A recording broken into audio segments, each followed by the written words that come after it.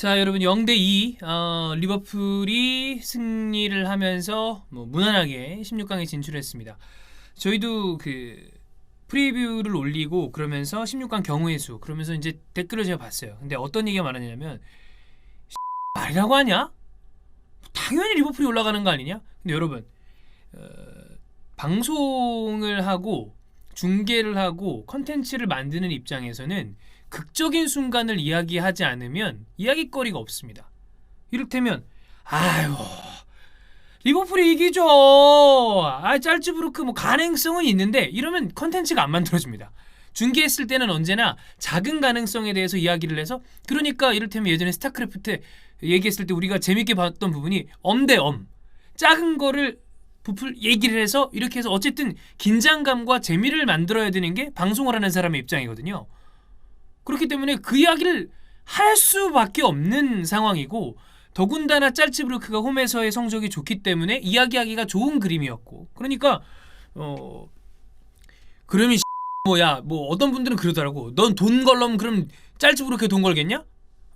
근데 저는 기왕이 돈 걸 거면 역배 걸어볼 것 같아요. 그건 농담입니다만 어쨌든 그런 상황을 이야기해야 되는 게 방송을 하고 컨텐츠를 만드는 사람 입장에서는 어쩔 수 없는 부분이다. 네, 이거는 생각을 좀 해주셨으면 좋겠고, 자 일단 리버풀 같은 경우에 저희가 프리뷰 때도 이야기 드렸던 것처럼 형철이도 얘기를 했었죠. 사실 이 경기를 위해서 진작부터 에너지 비축을 좀 하고 있었어요.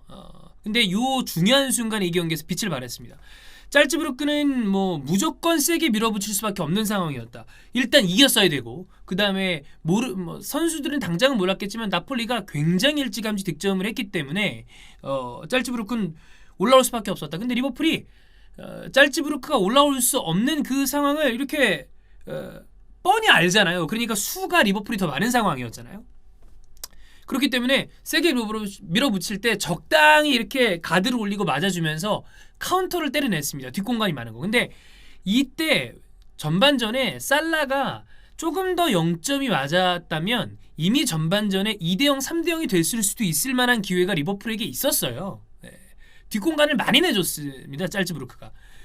근데 리버풀은 그런 거 부분에서 이제 좀 결국에 후반전에 굉장히 살라가 환상적인 골을 넣었기 때문에 그 부분에 대한 아쉬움은 해소가 됐지만 어쨌든 리버풀은 그런 그림으로 경기를 만들었고 홀란드에 대한 대비도 굉장히 잘 돼 있었고요.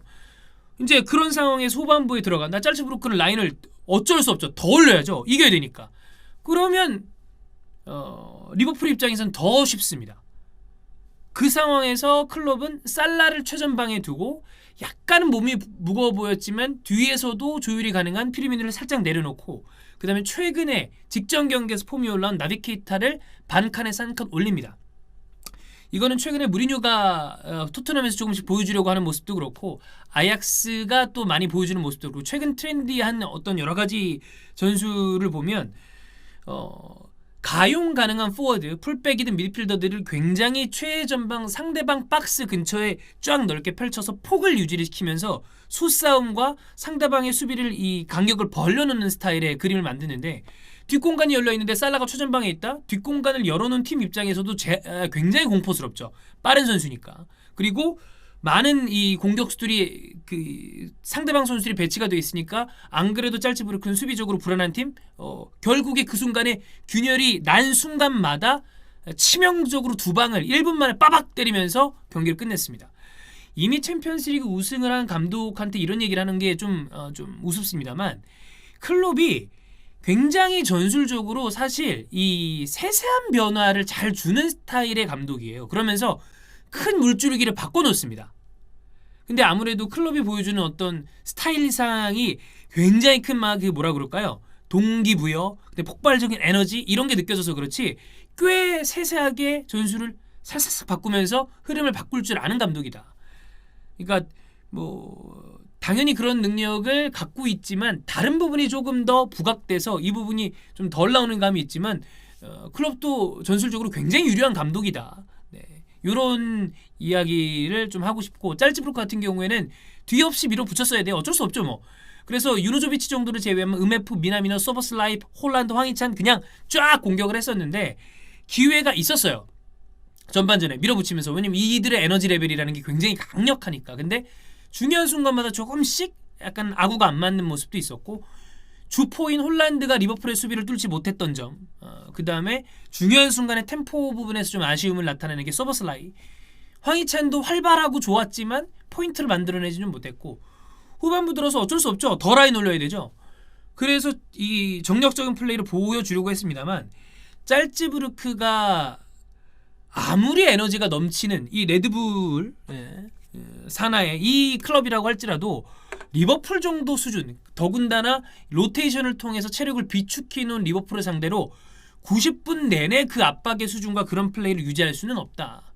그러다 보니까 그 이후에 여러 가지 변화를 주려고 했던 것 같아요. 그 홀란드를 빼는 강수를 뒀습니다. 홀란드를 빼고 그 다음에 먼저 넣은 다카, 황희찬을 최전방으로 배치를 해놓고 황희찬은 투톱에 올리는 선수인데 측면에서 안쪽으로 들어오는 움직임보다 이 중앙에서 측면으로 찢어나가면서 중앙에 공간을 만들어주는 데 굉장히 능한 선수죠. 그러니까 다카, 황희찬을 배치하면서 찢어서 중앙에 공간을 만들고 거기에 오쿠가와 같은 선수를 넣어서 2선에 있는 선수를 적극적으로 전방에 침투시키면서 빠른 뭔가 공격을 보여주겠다라고 나름 이 감독이 생각을 했는데 이게 쉬운 일이 아니죠. 그러면서 득점까지 만들어내지 못했고 어쨌든 이번 짤츠부르크는 나름 잘했다. 근데 중요한 순간에 이 지현이 형이 얘기했던 것처럼 아약스와 비교되는 면에서 어떤 게 차이가 있냐면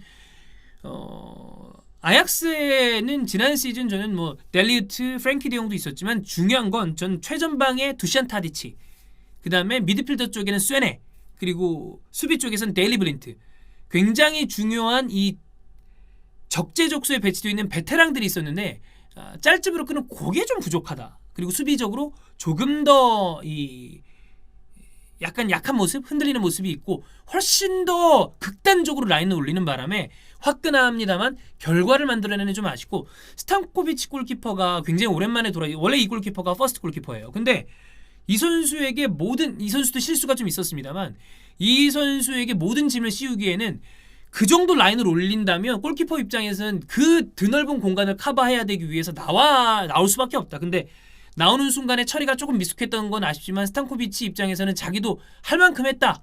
내가 실수는 인정하지만 야 나도 이거 어쩔 수 있냐? 라는 이야기를 할 수도 있는 상황이 나올 만큼 라인을 올렸기 때문에 그러니까 짤츠는 잘했습니다. 이 정도면 잘했다.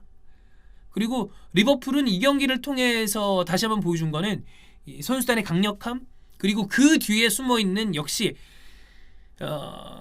여러 가지 운영에도 굉장히 이제 실리적인 운영과 도를 튼 모습을 보여주고 있는 클럽이 있다. 리버풀 팬들 16강 축하드리고 이번 시즌에도 역시 가장 강력한 챔피언스리그 우승 후보 리버풀입니다. 자, 다음 후 토크는 아약스 발렌시아입니다.